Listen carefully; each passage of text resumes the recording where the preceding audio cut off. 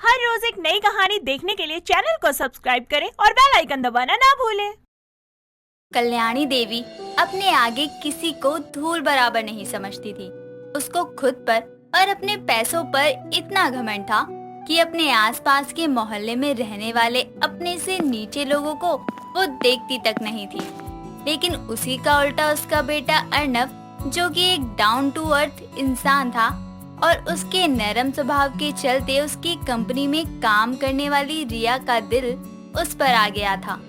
अर्नव भी उसको पसंद करता था और दोनों लगभग 2 साल से रिलेशनशिप में भी थे। लेकिन एक शाम ऑफिस से निकलते हुए अर्नव रिया से बोलता है, रिया, अब ये रिलेशनशिप को खत्म करने का समय आ गया है। मैं और तुम्हारा बॉयफ्रेंड नहीं रह सकता। क्या? पर क्यों अर्नव? मुझसे कोई गलती हुई है क्या?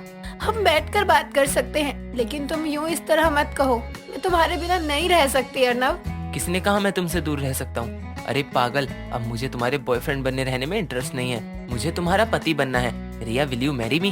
अर्नव का ये अचानक से झटका देकर शादी के लिए प्रपोज करना रिया को हैरान कर देता है और वो ये सुनने के बाद अर्नव से कहती है, अरे यार, तुम भी ना, तुमने तो मुझे सच में डरा ही दिया था। और मैं क्यों नहीं करना चाहूंगी तुमसे शादी?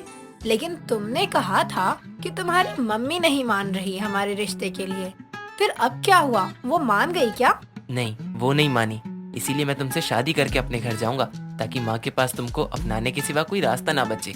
और तुम मना नहीं करोगी, क्योंकि मैं अपनी माँ को जानता हूँ। अपनी खुशी से वो कभी मेरी शादी तुमसे नहीं करवाएंगी। अर्नव की बात को समझते हुए रिया उसके साथ शादी के लिए मान जाती है और कुछ दिनों बाद मंदिर में रिया के माता पिता की मौजूदगी में अर्नव रिया संग शादी करता है और उसका हर हाल में साथ देने का वादा करके रिया के माता पिता से इजाजत लेकर अपने घर आ जाता है और वहाँ अपनी माँ को आवाज देकर कहता है, माँ कहाँ हो? बाहर आओ, देखो मेरे साथ कौन आया है, जल्दी आओ। कल्याणी देवी अपनी ही अकड़ में चलते हुए बाहर आती है और अपने बेटे के गले में वरमाला और एक लड़की को साथ देखकर उसको समझते देर नहीं लगती कि उसका बेटा शादी करके आया है। जिस पर वो सामने आकर बोलती है, आखिर कर ही आए ना तुम मेरा नाम खराब। किसी फटीचर से शादी करके उठा लाए उसे मेरे घर में। मेरे घर को तुमने धर्मशाला बना रखा है क्या अर्नव? माँ, जानता हूँ आप गुस्सा हो, लेकिन मेरे पास कोई और रास्ता नहीं था। आप कभी नहीं मानती, इसीलिए मैंने आपको बिना बताए शादी कर ली, क्योंकि मैं रिया के बिना नहीं रह सकता था। जा, निकल जा फिर इस घर से। मुझे इस लड़की जैसे नौकर भी पसंद नहीं है, तो बहू तो इसको मैं मानने से रही। इसलिए जाओ, निकल जाओ इसके साथ तुम भी मेरे घर से। नहीं माँ जी, ऐसा मत करिए प्लीज। हम दोनों प्यार करते हैं एक दूसरे से। इसकी इतनी बड़ी सजा मत दीजिए। आप चाहो तो मैं इस घर में नौकरों की तरह काम कर लूंगी, लेकिन आप हमें जाने को मत कहो। अर्नव जी आपसे बहुत प्यार करते हैं। उनको उनकी माँ से दूर करने का पाप मैं अपने सर नहीं लेना चाहती। नौकरों की तरह रहने को तैयार है ना? ठीक है, इसको इसकी औकात इसी घर में रहकर दिखानी पड़ेगी। ठीक है, तो तुम मेरे बेटे के साथ उसके कमरे में नहीं बल्कि नौकरों के कमरे में रहोगी। बोलो, मंजूर है? माँ, ये क्या कह रही हो? मंजूर है अर्नव जी, प्लीज। देखो, माँ जी की सहमति के बिना मैं आपसे शादी करने के लिए मानी ना, तो अब आप मेरी ये बात भी मान जाओ। अर्नव को ना चाहते हुए भी रिया की बात को मानना पड़ता है, जिसके बाद रिया नौकरों के कमरे में जाकर अपना सामान रखती है और अर्नव अपने कमरे में जाकर गुस्सा दिखाते हुए सामान इधर उधर फेंकने लगता है। उस दिन के बाद से कल्याणी देवी का अत्याचार शुरू हो जाता है। घर की बहू को नौकरानी बनाने में वो कोई कसर नहीं छोड़ती और इसकी शुरुआत अगले दिन से ही करते हुए वो सुबह सुबह रिया को बुलाकर कहती है, तुम इस घर की बहू बनकर आई हो ना, तो तुम्हारी पहले रसोई की रस्म तो होनी ही चाहिए।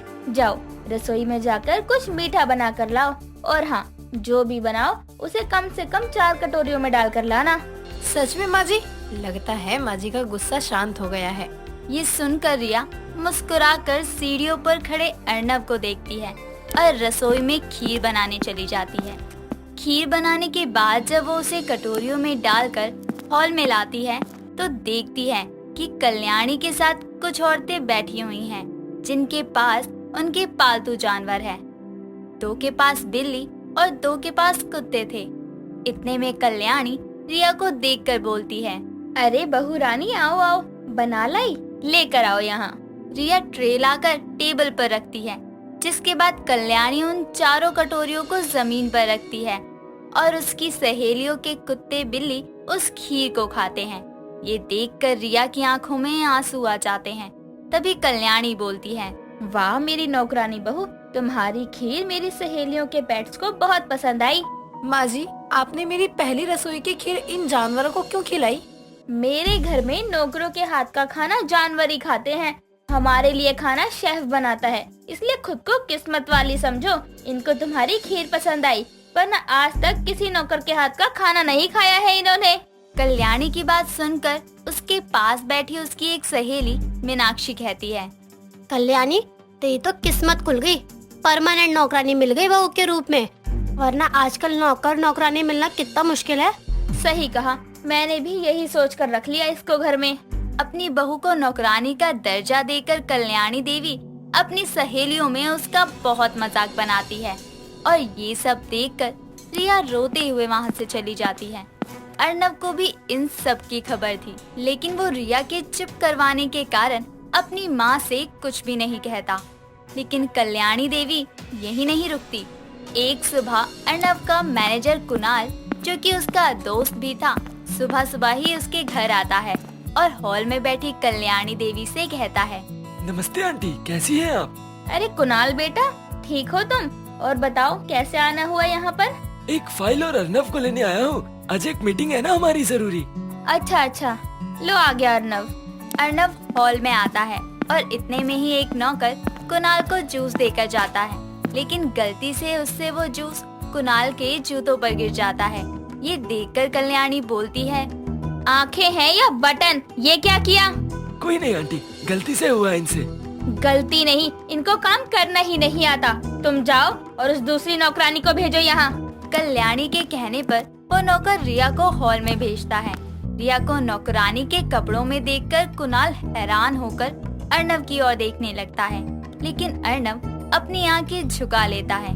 तभी कल्याणी रिया से कहती है, मैडम खड़े खड़े मुंह मत देखो, उस नौकर ने कुणाल के जूते पर जूस गिरा दिया है, तो जरा साफ कर दो, वो भी अपने साड़ी के पल्लू से। माँ बस करिए, हद होती है। हाँ आंटी जी, आप क्या कह रही हैं? रिया तो अर्नव की पत्नी है, इस घर की बहू है, आप उसको नौकरों के काम करने को क्यों बोल रही हैं? जब नौकरानी की हैसियत वाली लड़की को बहू बनाएगा मेरा बेटा, तो उसको इस घर में दर्जा भी तो नौकरानी का ही मिलेगा ना। और तुम खड़ी क्या हो, साफ करो उसके जूते। जी, अभी करती हूँ। रिया आंखों में आंसू लिए कुणाल की तरफ बढ़ने लगती है। तभी कुणाल उसे रोकते हुए कहता है, मुझे नहीं पता इस घर में क्या चल रहा है, लेकिन रिया तुम मेरी दोस्त थी ऑफिस में, मेरे सबसे अच्छे दोस्त की पत्नी भी हो और मेरी बॉस की बीवी होने के साथ मेरी मालकिन भी, तो मैं ये काम तुमको करने की इजाजत नहीं दे सकता। अर्नव, मैं ऑफिस जा रहा हूँ, मीटिंग से पहले तुम भी आ जाना। कुणाल तो वहाँ से चला जाता है, लेकिन अब अर्नव के बर्दाश्त की हद हो जाती है, जिस पर वो अपनी माँ से कहता है, कर लिया आपने अपनी मनमानी, दिखा दी रिया को उसकी औकात, या अभी भी बाकी है। आपने अपने बेटे की पसंद की ये कदर करी है, इस लड़की ने आपको आपके बेटे से दूर ना रहना पड़े, इसीलिए खुद को नौकरानी बना दिया इस घर की। लेकिन आपको अब भी इस पर तरस नहीं आ रहा, तो ठीक है रिया, अब तुम मेरी बात सुनो। मैं तुमको अब ये सब और झेलते हुए नहीं देख सकता, इसलिए फैसला तुम्हारा है, या तो मेरे साथ इस घर से चलो, वरना मैं हमेशा हमेशा के लिए तुमसे और अपनी माँ से दूर चला जाऊंगा। ऐसे मत बोलो अर्नव, मैं आपके लिए ही तो ये सब झेल रही हूँ। आप ही मेरे साथ नहीं होगे तो मेरे यहाँ रहने का क्या मतलब? अब आप जो बोलोगे मैं वो करने को तैयार हूँ। रिया के इतना बोलते ही अर्नव उसका हाथ पकड़ता है और उसके साथ कल्याणी देवी के घर को छोड़कर चला जाता है। अपनी अकड़ के चलते अपने बेटे को कल्याणी देवी गवा देती है, पर उसकी पसंद को कभी पसंद नहीं करती।